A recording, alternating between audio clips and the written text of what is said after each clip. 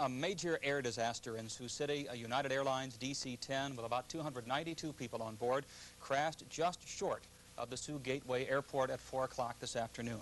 The plane had lost all hydraulic pressure, we're told, and was trying to make an emergency landing at the Sioux Gateway when it crashed. 232 Heavy, roger, sir. That's a closed runway. That'll work, sir. We're getting the equipment off the runway, and they'll line up for that one. How long is it? 6,600 feet, 6,600, and the equipment's coming off. Isolate this.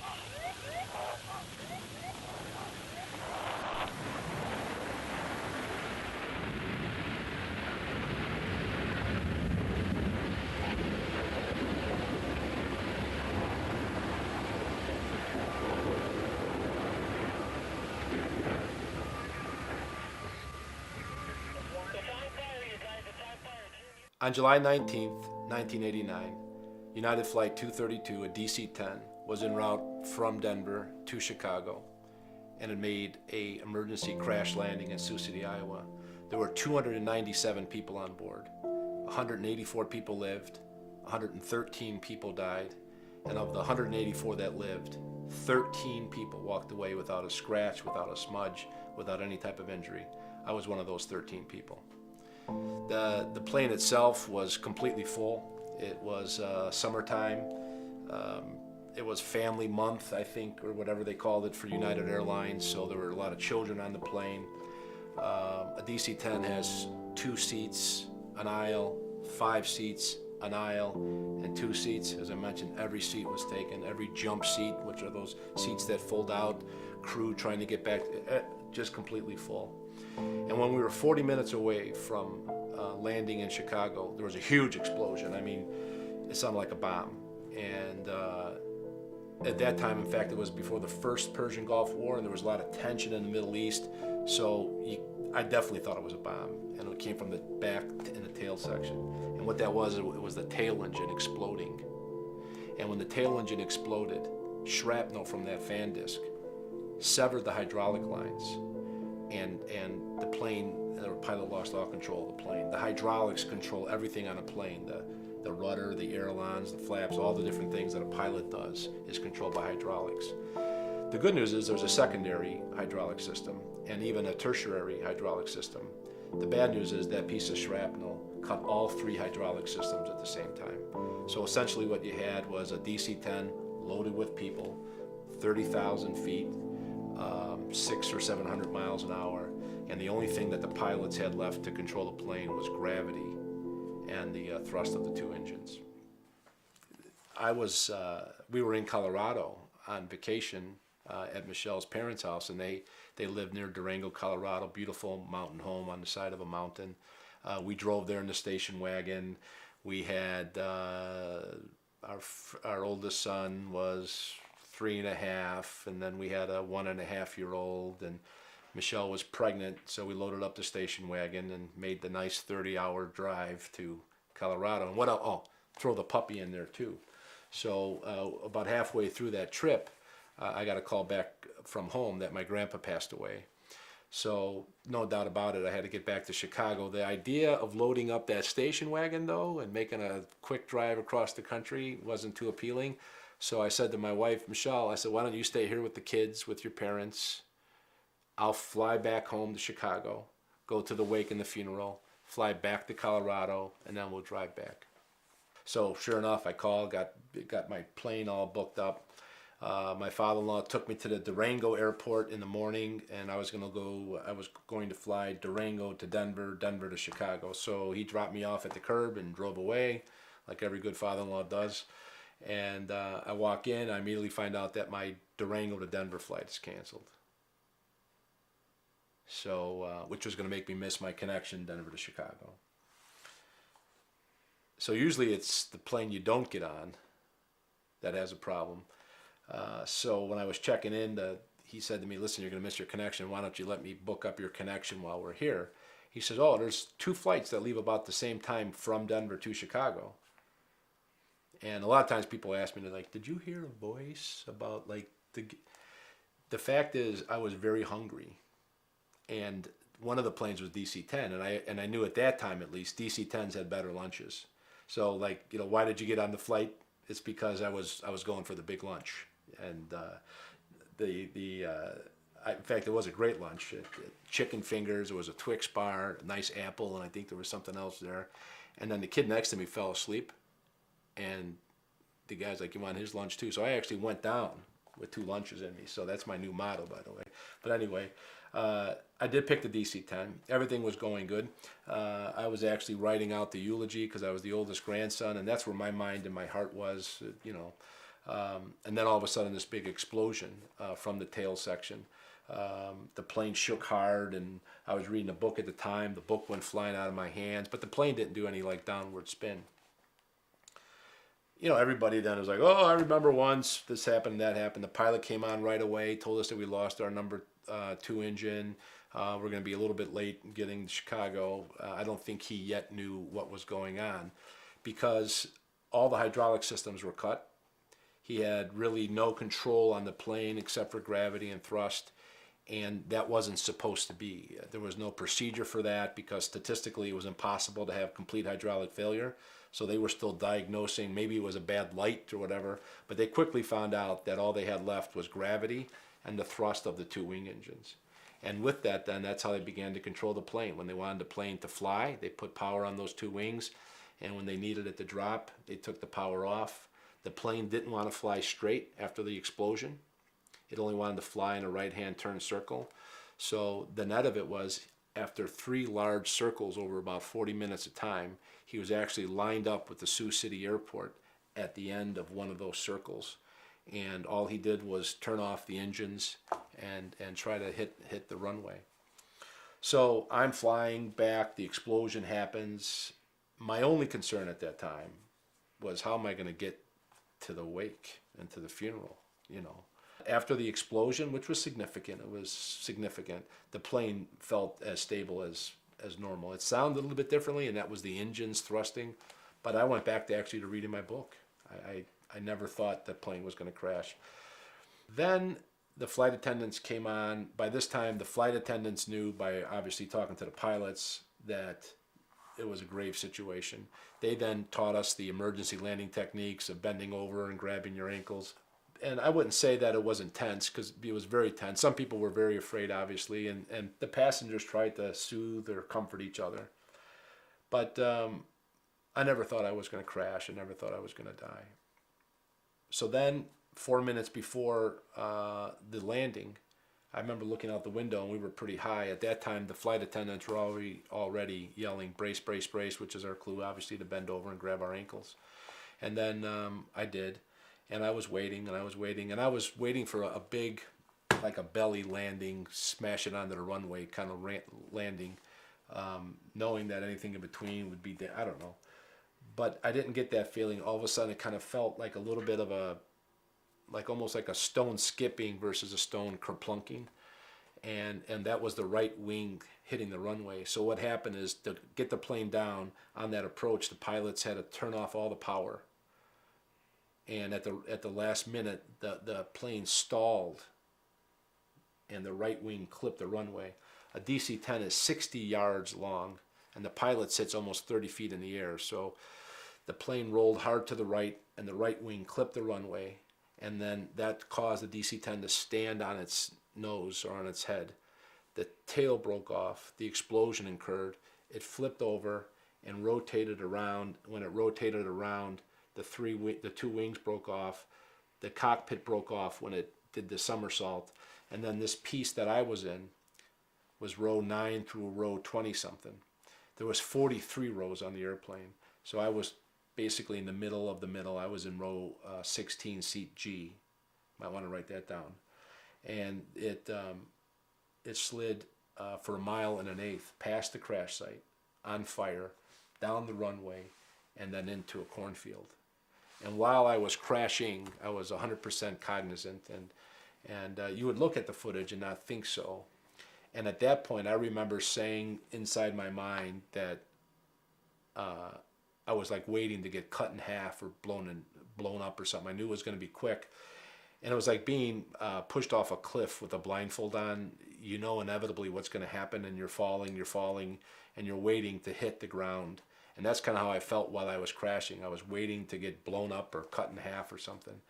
And all of a sudden, everything stopped. And when I opened up my eyes, I was hanging from the ceiling, still buckled in my seat. Everything was black and smoky and compressed. And as I was hanging there, you know, my mind was trying to catch up, because while we were crashing, I never had the sensation of being upside down or anything like that. And people were starting to like walk past me, and the guy that actually gave me the lunch, he was on standing up already, which was obviously the ceiling, which has now become the floor. And him and that kid kind of were walking forward to get out, which is now really towards the back as the plane flipped over. But there was fire there, like behind us, which is really the first class section. And so I said, hey, and this calmly, I guess we were all in shock. I said, hey, can you give me a hand with this? Not, hey! And he's like, oh yeah, here we go. And he reached up and undid the buckle. I kind of did a half somersault. And then as I'm walking off the plane, I got about 5 or 6 steps ahead, and I saw the little cloth bag I brought on, like a little book bag. And I actually stopped and picked it up. I almost threw it back down because, you know, the flight attendant said, don't take anything with you. And I'm thinking to myself, but I really want those notes for my grandpa's funeral. And I remember thinking this through here. Now, there's fire everywhere. It's an inferno. The piece that we walked out of eventually melted. So, I mean, but I didn't sense any of that. But I'm thinking, like, I'd really like to have those notes. I don't want to get in trouble. And in my mind, I still think I'm going to jump down a chute. You know, that's kind of like the only thing I have in my head, that I'm going to go down and shoot. So I pick up the book, and it had my day timer in it. This is before, you know, PDAs and smartphones. So that was my day timer with all my contacts were in there for work. I had a book in there, and I had my Bible with the notes for the eulogy. So I said, I know what I'm going to do. I'm going to take the Bible, and I threw the bag back down because I didn't want to. And I thought, what I'll do is when I get by the door, I'll slide it down the chute real quick. Hey, what Bible? I didn't see a Bible, and I'll get it when I go back down there. And so, of course, I got to this opening, and it was just a ripped piece of metal, and it was wires, and there's a person that was all bloody holding it open. And I walked through that hole, and I went from being in, like, hell, if you will, and I walked into the bright blue sky, bright green corn, and we were in the middle of a cornfield. And we didn't have any connection at all where we were at. And then we ran for another 1.1 miles away from, another half a mile away or so from the crash piece, because the fire and explosions. And when we looked around, I saw about 60 people, and we were so far away from the crash that we couldn't see anything else. Everybody was injured or bloody or broken and messed up. And then I'm walking around with the Bible. People didn't even think I was a survivor. They thought I was the priest. They're like, Father, come over here, you know. And we thought we were it out of the 297 people. Then a National Guard helicopter came and told us that they were on the way, and they took us back to the triage area, which is where the crash site was. And then that's where we were able to see the unbelievable destruction, and it was unbelievable. As far as you could see, it was carnage of every single type. And there you could see the people that didn't make it, and the very injured people, and then that's when I began to realize I was one of just a handful of people that literally walked off unscathed. So when we were taken to this main area that all the triage was going on, it was just loaded with emergency vehicles, and all of the most of the casualties were in that area, and this was right where the plane hit. And when we were in this remote spot that we were in initially, when we walked out of the plane, we didn't hear anything or see anything. We were so far away, and then the trucks, that they don't turn on their sirens because they don't want you to run to them. So when we were taken back to this area triage, they were putting our names on lists because it's before computers, and so they wanted to make sure they were capturing the information. And everywhere you looked was just the airplane crash, and every horizon, every part and piece of it. And one of the things that's remarkable about this whole situation is they were ready for us. They were prepared. And the reason is, a couple years prior to our crash, someone felt it was imperative that the Sioux City Airport did a full-blown emergency drill as if a wide-body airplane was going to crash at their airport. And the drill was almost to the day, a year prior to our crash. And I am told that our crash was almost an exact duplicate of everything these people practiced. There were many miracles. For example, the airplane itself had a DC-10 training pilot flying on there. So he was a person that trained people on how to fly DC-10s. He knew the plane was in trouble. He actually asked the flight attendant if the pilot would like him to come forward, and he was the pilot that kneeled between the pilot and the co-pilot and worked these throttles so that the plane could have control. And the experience in that cockpit, the number of years was just unbelievable. The thing that happened is that when they were recording these lists and all, I'm thinking to myself, I have to make sure my family knows I'm okay. Well, meantime, in Colorado, where Michelle was, because she decided not to come, she was there with our two children, 3.5, 1.5. She was pregnant, my mother-in-law, my father-in-law. A call came into to that house from one of Michelle's sisters, and she was watching the news back in Chicago, and they said it looks like a plane crash. Was Jeff on that plane? So my mother-in-law said it was about that time, so she called United Airlines, and that's when you could call the airlines and say, you know, was Jeff Miller on that flight? And they would say, oh yeah, he is. So as soon as she called, they asked her, like, how did you know Jeff Miller? And they gave her to a special operator and all that. That scared her. Then she went down the road to her father's house and put the TV on, and they're showing this crash, and initially they were announcing no survivors. So then she didn't know what to do. She came back and she told my father-in-law all about it, and Michelle saw them talking and whispering and crying a little bit, and she didn't know what was going on. And she thought maybe they were having some kind of argument or something, so she was kind of trying to get the kids together to kind of give them some space, you know. And then as my father-in-law was walking across the room to tell her that I died in a plane crash, the phone rang, and it was me. I got dropped off in the National Guard headquarters, and nobody was there. We were walking around. I walked into the lieutenant colonel's office and picked up his phone and hit 9, got an outside line, and started dialing, you know. And so I wanted to see. So my father-in-law answered the phone. I didn't even know if he knew. And I'm like, hey, Pap, it's me. So he starts crying, and that's not like him. He's like, this is Jeff on the phone. And Michelle's like, it's about time, because she was paging me in Chicago. And she decided, like, why didn't I go with? I could keep the kids here with my mom. So she was calling to see if it was okay for her to fly in that night and be at the funeral.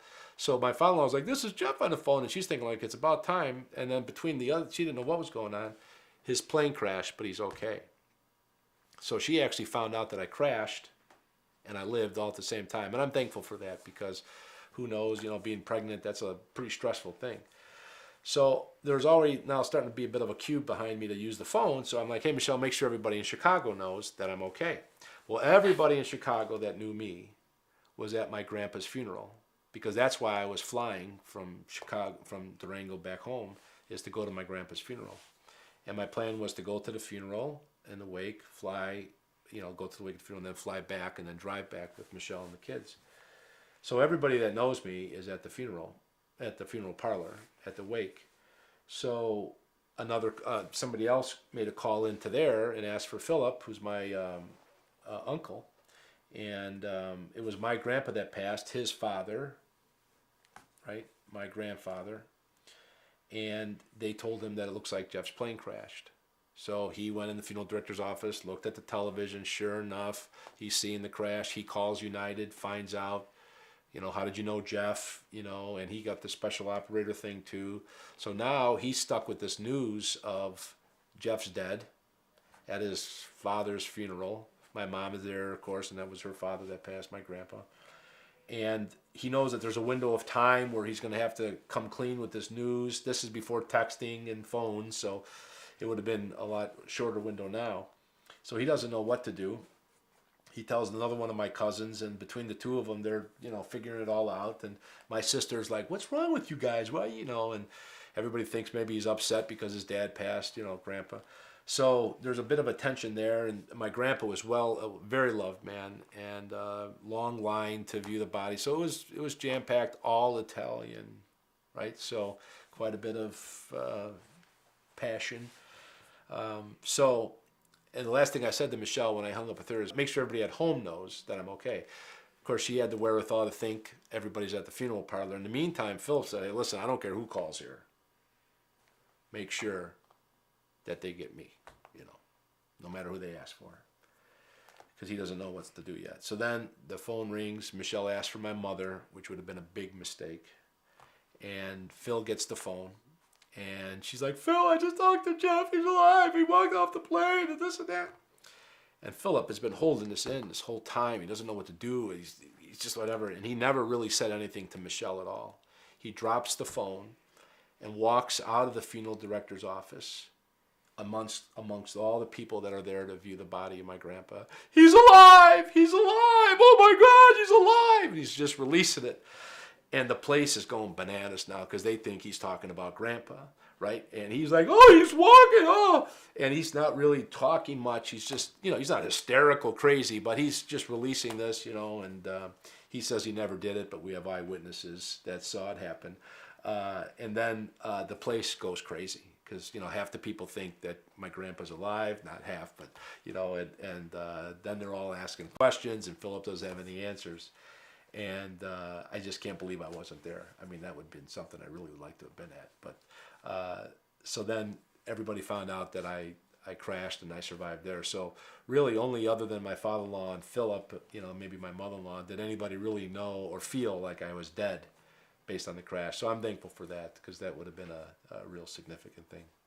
When you bend over and grab your ankles at 30,000 feet, you become acutely aware of what's important and what's not. And I remember this drive or this need to figure that out. It didn't cause me to have nightmares or depression, but I really felt like I needed to know in my life what was important and what wasn't.